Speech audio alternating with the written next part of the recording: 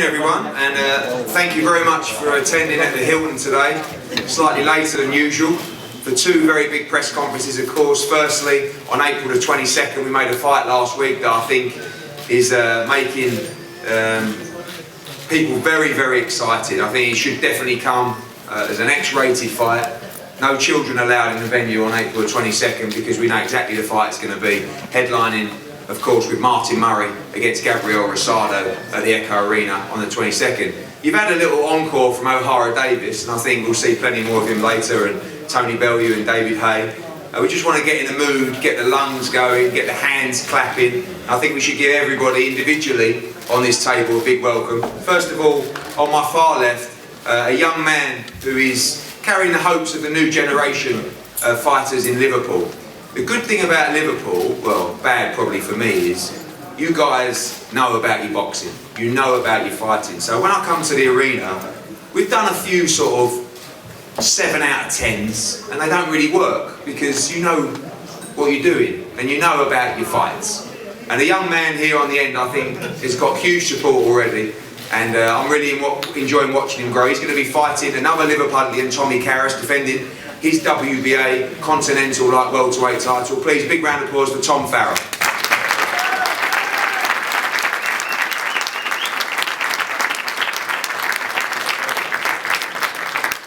I think probably one of the most charismatic men in boxing. No, not fighting. I mean, actual fighters. Not obviously it would have been me. But I think not only does he turn up at every weigh-in wearing a new jockstrap or thong or whatever he wears, but sometimes this sport throws up some great characters. I think the Sean Dodd story is one that really tells you everything you need to know about this great sport. And to see the look on his face at Goodison Park when he won his first title after a couple of rough ride-outs with Scotty Cardle. Some may think he might have nicked those fights. And it's a pleasure to watch him grow, to watch him box with a smile on his face, to watch him provide for his family as well. He's a joy to promote and a joy to work with. His opponent will be announced in the next 48 hours, defending his WBC lightweight title. Big round of applause for Sean Dodd.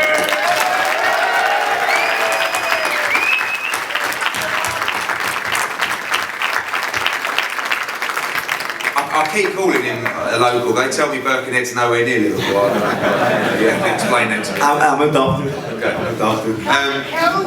Not from Liverpool, but one part of a very important fight which hasn't been announced, which we're announcing here today, is a young man who had a big win recently on some other Poxy pay-per-view channel, who was really fighting for his career in that fight against Adam Etches, moving up to super middleweight after a disappointing loss to Jack Armfield, which could have gone either way.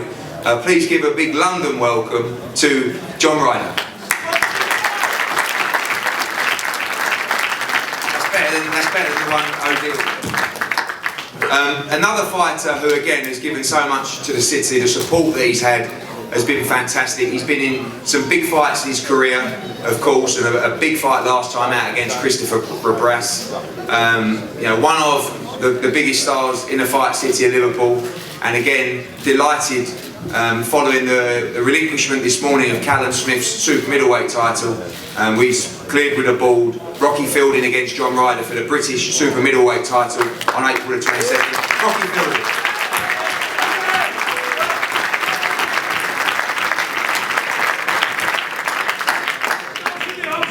I mean, and again, I know this isn't Liverpool, but it's very, very close. But it doesn't matter where this man's from, because he's got a big, big set of bollocks, right? And I'm sorry for the ladies at the front. This guy has he's been everywhere. He's fought Gennady Golovkin in Monaco. He's fought Sergio Martinez in Argentina and won as well, by the way. He's boxed Felix Sturm in Germany and won, by the way. And he's given pretty much every ounce of his soul to the sport of boxing.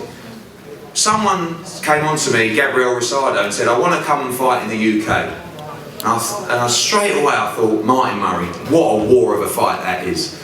It was down at middleweight. Martin's looking to return to middleweight as well. And sometimes when you phone a fighter or a management company, you think, I wonder if they'll take their fight. Well, that's not a problem with Martin Murray. And you know what this sick bastard said to me? I said, Martin, what about Gabriel Rosado? He went, oh, what an absolute war. I'll have it.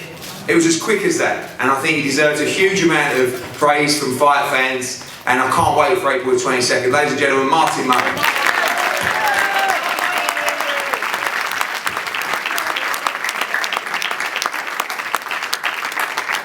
We're going to start with Sean Dodd, first of all. Sean, working on your opponent, as you know. And again, you always criticise me for being on the bottom table.